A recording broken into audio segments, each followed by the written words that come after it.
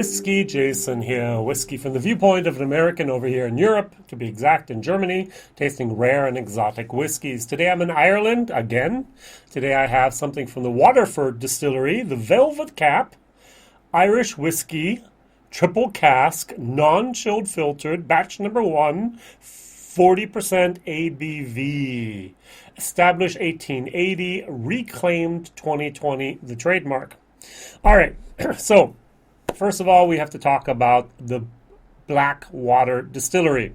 I actually had the privilege here of talking with the founder and CEO here of the Blackwater Distillery, Blackwater, Peter Mulren, and his, I'm going to say steel is John Wilcox from the state, the head distiller. Now, so far, Blackwater has made a lot of gin, and they've actually brought out one whiskey. The Retronaut. This is a curated collection, 17-year-old single malt Irish whiskey called the Retronaut from the Blackwater Distillery. Interesting enough, the E is missing here on purpose. Here it's still there because that was the trademark back then. He decided to keep it authentic, let's say that. Now, this bottle actually was introduced onto the market here by Peter to do basically two things. One was, very importantly, a little bit of cash flow. Then there's basically a couple different ways you can do that with a new distillery. You can have very deep pockets like Waterford or the Shed Distillery, and you wait 3+ years before you actually produce a product. Yay. You can do what Teeling has done, basically. Oh, we have a brand, and we have all this juice from somewhere that we didn't produce. Coolie.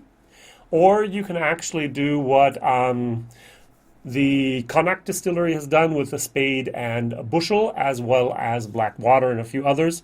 You actually have a distribution network built up because you've been using different brands rather than brand you're going to use later on for your real distillery, which I think actually is the best way to do it.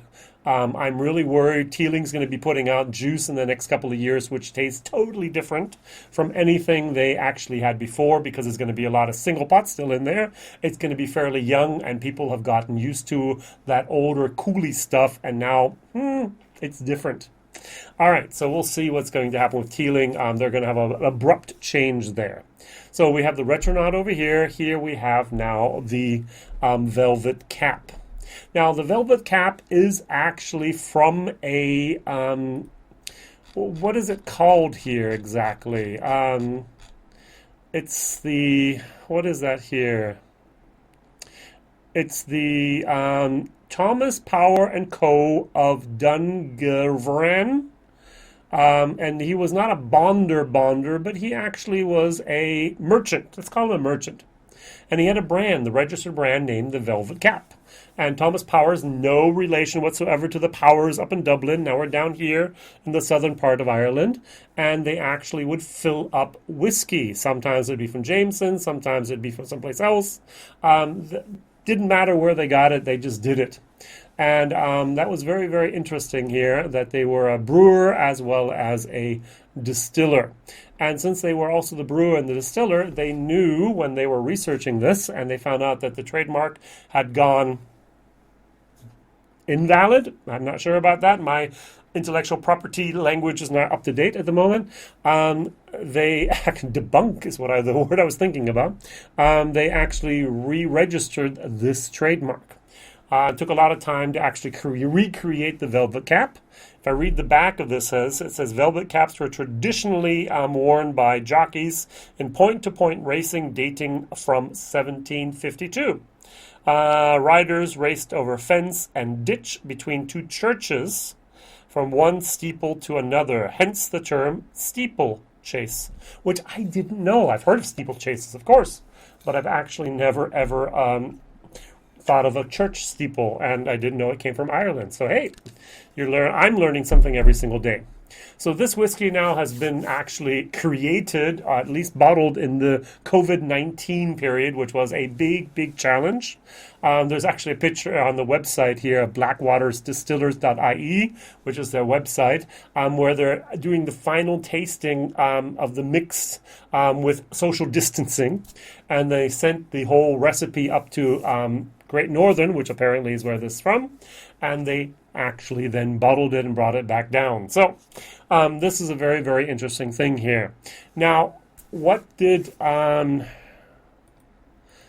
John, I want to say Tim Wilcox, but John Wilcox actually do?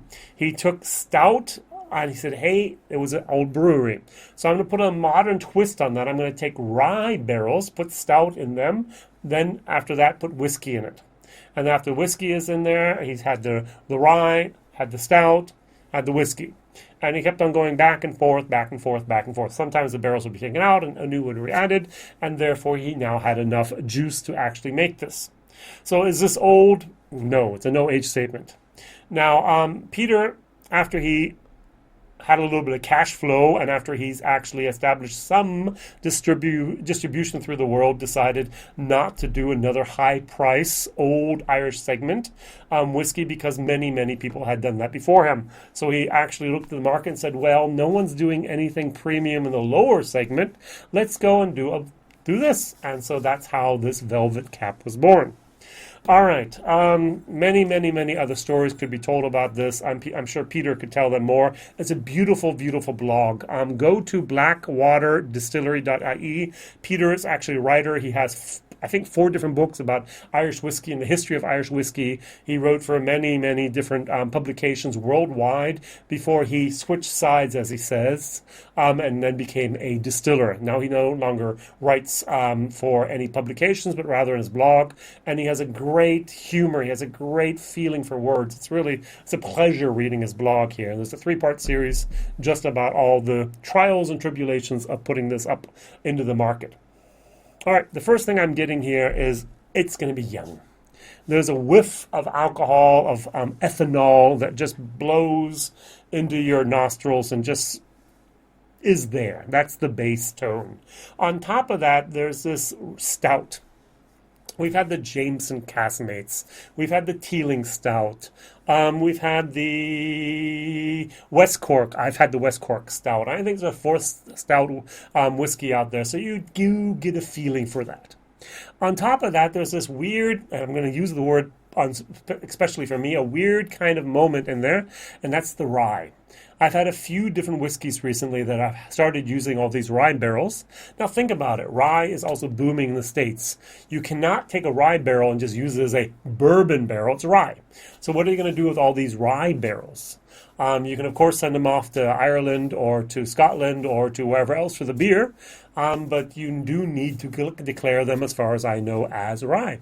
And so we have some rye in here. It gives it a nice little, tiny little twang, to be honest. And so far, I haven't had a rye finished whiskey yet that actually has blown me out of the water. And then what they did actually here, and they noticed after they did that, there's something a little bit missing.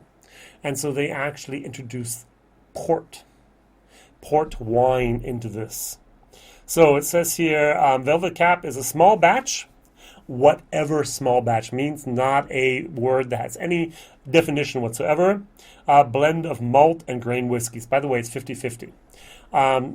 Double distilled, single Irish malt, and then grain whiskey. Sourced from some of Ireland's finest distilleries. Oh, more than one. Interesting. I did not really realize that. After blending, we rest the whiskey in a selection of bourbon, port, and stouted rye casks to let the flavors marry. So we have here actually then those triple casks, those 3 things. So the bourbon, the port, and the stout rye casks. Now, what was very interesting while they were bottling this during COVID, they did notice, since it's 40% and non-chilled filtered, we have a problem with something called cloudiness. Yeah, so Signature Vintage have their cloudy, it hazes up. And somehow they managed to keep this non-chilled filtered at 40% without it hazing up, which I think was amazing. They actually outsourced this problem to someone, and they magically, I would really like to know the science behind that one, were able to solve that problem. I'm going to say carbon filtering. It's not non-chilled filtering, it's carbon filtering, but I might be off. Peter, if you watch this, give me a thumbs up if I'm right, and if I'm wrong, correct me. Please do. All right. Now, I've actually done my German video already.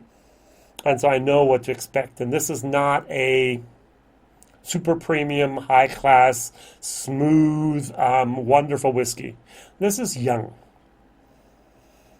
But there is something very interesting about the mouthfeel.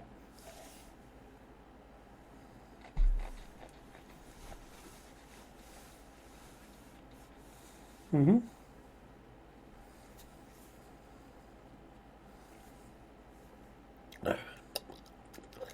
I know there's no such thing as an Irish hug, but there's a Kentucky hug, and it does kind of, it's there, that alcohol.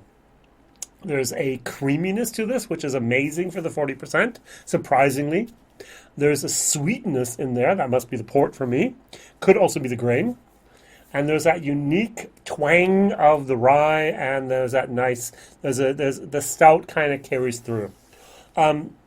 Is this an awesome whiskey? No. Is this an okay whiskey? Yeah.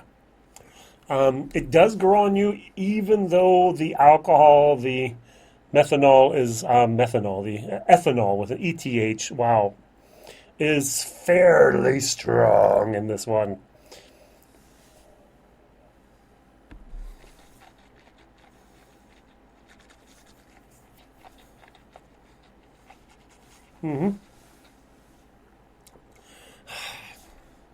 I'm going to give this a C minus minus.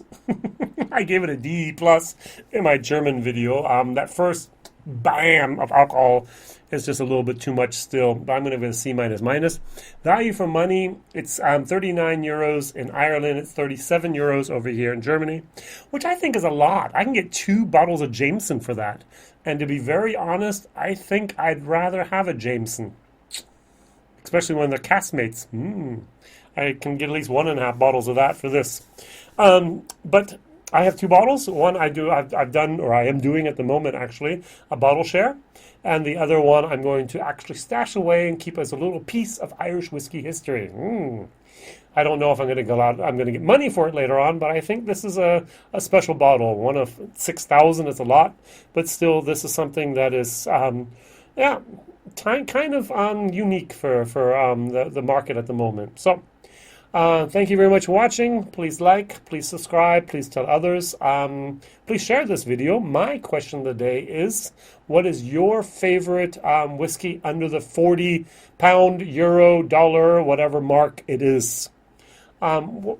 Favorite Irish whiskey under the 40 pound, euro, dollar mark, or whatever currency you have. What would be your favorite one? Oh, I really have to think about that. 40. Powers 12, St. John's Lane, I think it's called. That is actually available in Germany for under 40 euros, and that stuff is amazing. Good price, good value for money. All right, thank you very much. All the best. Whiskey Jason here. If you need to contact me, whiskeyjason@gmail.com. See ya. Bye-bye.